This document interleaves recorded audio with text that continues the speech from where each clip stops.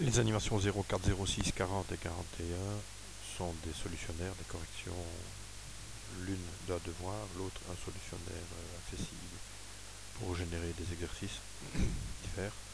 Dans le premier énoncé, on doit rechercher des fonctions.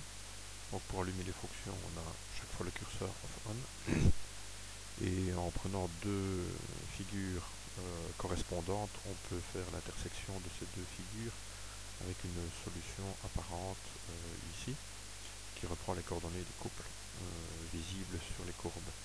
En éteignant les courbes et en allumant d'autres, on génère des problèmes de degré 1 ou 2. Ici, cercle droite, un autre cercle, une autre droite, encore un cercle et une parabole.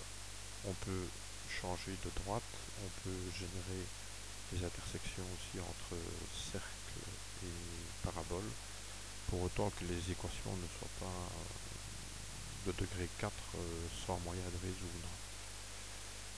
En éteignant tout et en passant à l'énoncé 2, c'est un problème paramétrique.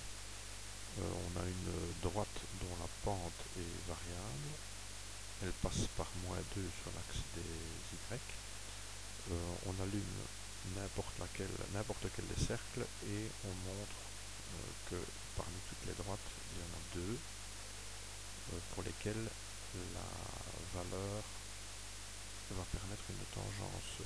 Ici, on en a une et on peut imaginer une deuxième valeur ici, quelque part entre ces deux situations-ci. Les élèves font le calcul, on a éventuellement une solution qui peut être allumée et on peut varier les cercles pour montrer que plus l'équation est compliquée, plus la recherche est compliquée. Ici par exemple, lorsque le cercle est un cercle de type trigonométrique, on parlerait énoncé 5, le calcul est plus simple, mais la résolution d'ailleurs est impossible. Dans le deuxième solutionnaire, on a la possibilité d'ajuster les paramètres d'une parabole, ici, ou bien les paraboles d'une droite, MP, ou bien d'une droite sous forme mx plus my égale p.